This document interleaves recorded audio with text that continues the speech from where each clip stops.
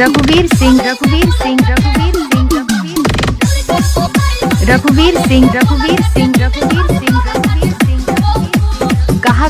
कहाँ घर है जड़ कुड़कालिका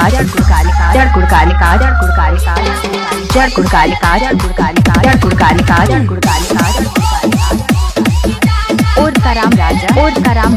कराम राजा मोबाइल नंबर 7865031662। रघुवीर सिंह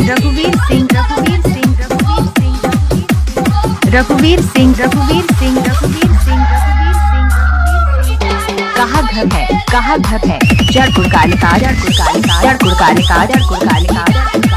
और कराम राजा मोबाइल नंबर 78650316।